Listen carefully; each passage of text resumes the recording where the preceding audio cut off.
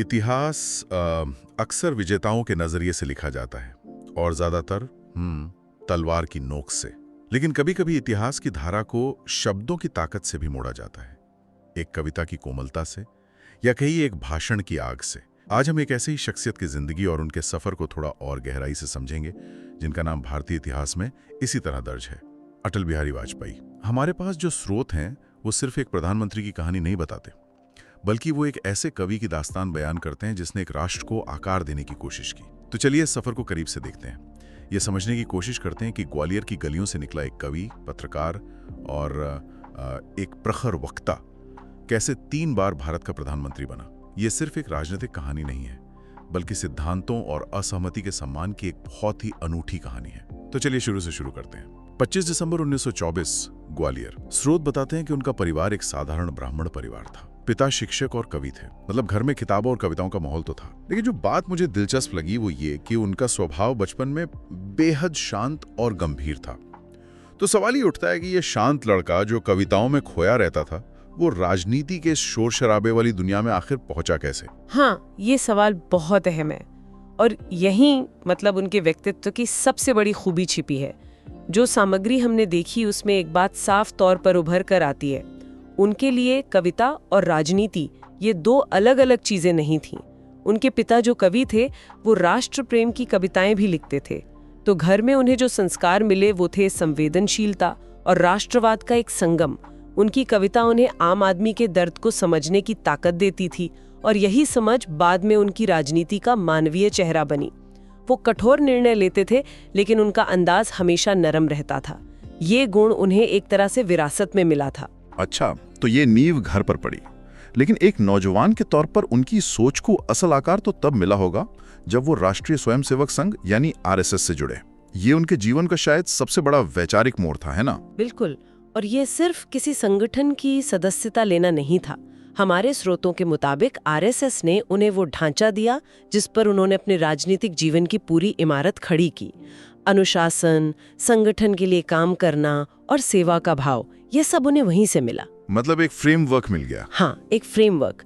लेकिन सबसे बड़ी सीख जो लेखक रेखांकित करते हैं वो ये थी कि राजनीति सिर्फ सत्ता पाने का खेल नहीं है, ये राष्ट्र निर्माण का एक जरिया है। ये विचार उनकी राजनीति की धुरी बन गया और युवावस्था में प्रचारक के तौर पर काम करने ने उन्हें देश को जमीनी स्तर पर समझने का मौका दिया, जो बाद में उनके बहुत काम आया। एक मिनट, यहाँ एक बात मेरे लिए बहुत दिलचस्प है। वो एक तरफ आरएसएस के प्रचारक थे जो एक अनुशासित कैडर होता है, और दूसरी तरफ एक कवि जो मनमौजी और आजाद ख्याल होता है। स्रोत में इस विरोधाभास के बारे में कुछ है, वो इन दोनों पहचानों को एक साथ कैसे साधते थे? कमाल का सवाल है। स्रोत बताते हैं कि वो इसे विरोधाभास नहीं बल्कि पूरक मानते थे।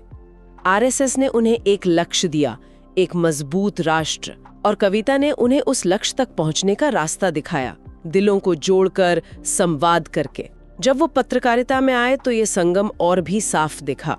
उन्होंने राष्ट्र धर्म और पांचजन्य जैसे प्रकाशनों के लिए लिखा। उनके लेखों में विचारधारा की आग तो होती थी, लेकिन किसी के लिए जहर नहीं होता था। मतलब विरोध था, लेकिन सम्मान के साथ। बिल्कुल, वो नीतियों का विरोध करते थे, व्यक्ति का नहीं। और यही अंदाज शायद संसद में भी दिखा। 1951 में भारतीय जनसंघ की स्थापना हुई, वो संस्थापक सदस्यों में थे, और फिर 1957 में पहली बार लोकसभा पहुंचे। और यही वो मशहूर किस्सा हुआ जिसका जिक्र हर स्रोत में मिलता है।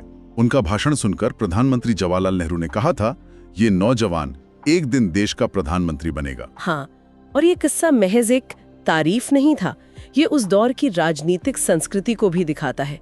सोचिए जरा, एक तरफ कांग्रेस का विशाल बहुमत और दूसरी तरफ जनसंघ जिसके गिने चुने सांसद थे। हाँ, बहुत कम। इसके बावजूद देश के प्रधानमंत्री विपक्ष के एक युवा सांसद को न सिर्फ ध्यान से सुन रहे हैं बल्कि उसकी क्षमता को पहचान भी रहे हैं। स्रोत बताते हैं कि वाजपेयी जी के भाषणों में तथ्यों के साथ साथ व्यंग्य और हास्य का ऐसा जबरदस्त मिश्रण होता था कि पूरा सदन, चाहे पक्ष हो या विपक्ष, उन्हें मंत्रमुग्ध होकर सुनता था। नेहरू ने ये भविष्यवाणी तो कर दी, लेकिन जनसंघ तो उस वक्त राजनीतिक हाशिए पर था। स्रोत इस बारे में क्या बताते हैं कि उस भविष्यवाणी को हकीकत में बदलने में वाजपेयी को खुद कितना लंबा संघर्ष करना पड़ा? बहुत लंबा संघर्ष। ये सफर बिल्कुल भी आसान नहीं था। दशकों तक वो विपक्ष में रहे। जनसंघ को उस समय की राजनीति में मतलब बहुत गंभीरता से नहीं लिया जाता था। सरकारें गिरीं, पार्टियां टूटीं और फिर आया 1975 का आपातकाल, जब उन्हें दूसरे विपक्षी नेताओं के साथ जेल में डाल दिया गया।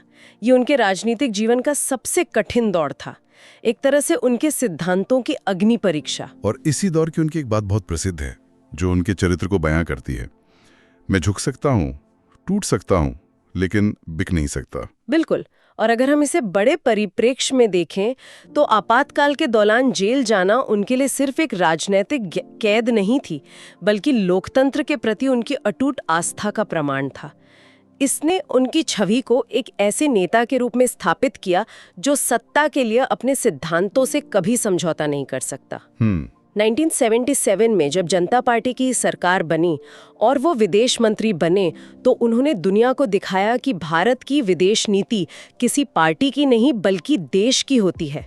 और संयुक्त राष्ट्र में हिंदी में भाषण देना, वो भी एक नई मिसाल थी। हाँ, वो भी। तो ये संघर्ष का दौर था जिसने उन्हें तपाकर और मजबूत बनाया। और फिर वो समय आया जिसका जिक्र नेहरू ने सालों पहले किया था।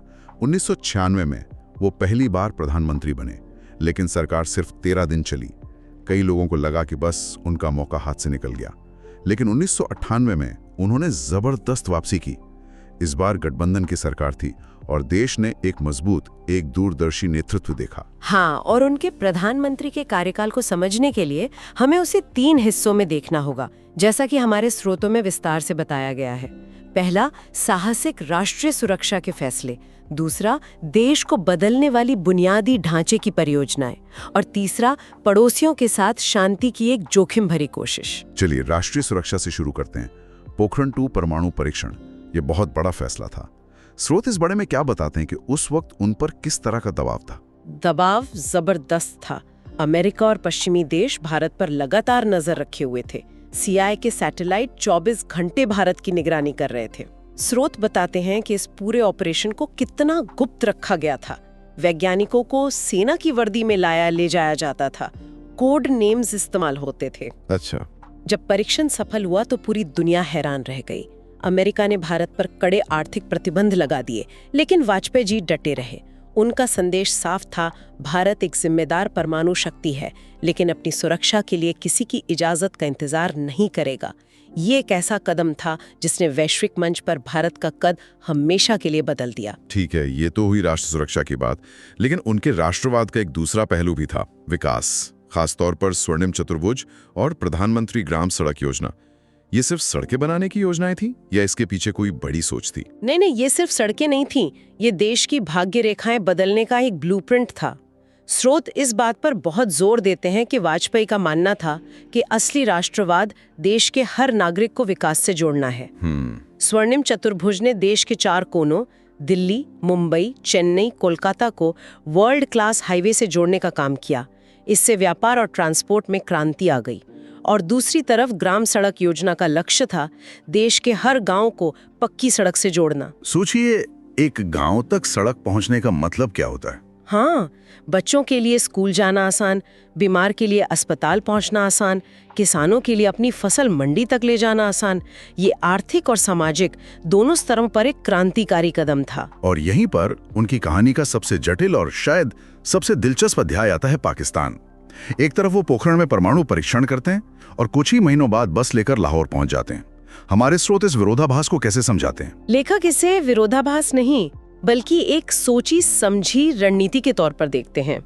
वाजपेयी जी का दर्शन था शांति मगर ताकत की बुनियाद पर। पोखरण के जरिए उन्होंने दुनिया को भारत की ताकत दिखा दी। अब वो बराबरी की सतह पर आकर बात करना चाहते थे। अच्छा। लाहौर बस यात्रा सिर्फ एक प्रतीकात्मक कदम नहीं था, वो दोनों देशों के बीच व्यापार, संस्कृति और लोगों के बीच रिश्ते सुधारना चाहते थे। मीनारे पाकिस्तान पर जाकर उन्होंने जो कहा वो ऐतिहासिक था कि वो एक स्थिर और खुशहाल पाकिस्तान देखना चाहते हैं। ये शांति की एक बहुत साहसिक और ईमानदार पहल थी। लेकिन फिर करगिल हो गया। जो स्रोत हमने देखे हैं उनमें आलोचकों का भी तो जिक्र होगा।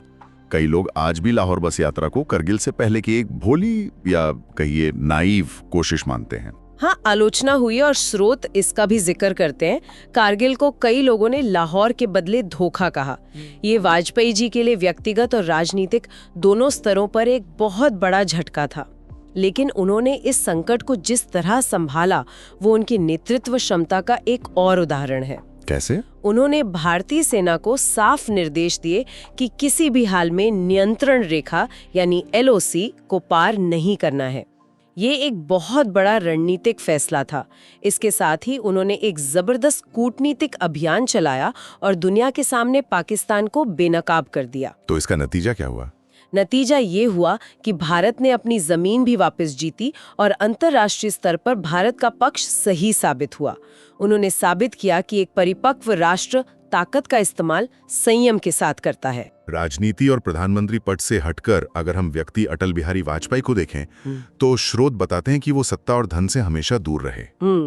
उन्होंने शादी नहीं की, अपना पूरा जीवन देश को दे दिया। ये व्यक्तिगत चुनाव उनकी सार्वजनिक छवि के बारे में क्या कहता है? ये बहुत कुछ कहता है। उनका व्यक्तिगत जीवन उनकी राजनीतिक शुचिता का प्रतिबिंब था। 3 बार प्रधानमंत्री रहने के बावजूद उन पर या उनके परिवार पर कभी भ्रष्टाचार का कोई दाग नहीं लगा। प्रधानमंत्री आवास में रहते हुए भी उनका जीवन बेहद सादा था। उनकी दत्तक पुत्री और उनका परिवार उनके साथ रहता था, लेकिन वो सत्ता के गलियारों से हमेशा दूर रहे। ये सादगी और निस्वार्थ भावी था। हाँ, इसी ने उन्हें पार्टी लाइन से ऊपर उठाकर एक स्टेट्समैन यानी राजनेता का दर्जा दिया। 16 अगस्त 2018 को उनका निधन हो गया, लेकिन जैसा कि स्रोत कहते हैं वो आज भी अपने विचारों, अपनी कविताओं और अपने कामों में जीवित हैं। उनकी विरासत सिर्फ उनकी राजनीतिक उपलब्धियों तक सीमित नहीं है, बिल्कुल नहीं। उनकी सबसे बड़ी विरासत शायद वो राजनीतिक संस्कृति है जिसे उन्होंने बढ़ावा दिया। एक ऐसी संस्कृति जहां असहमति का मतलब दुश्मनी नहीं होता।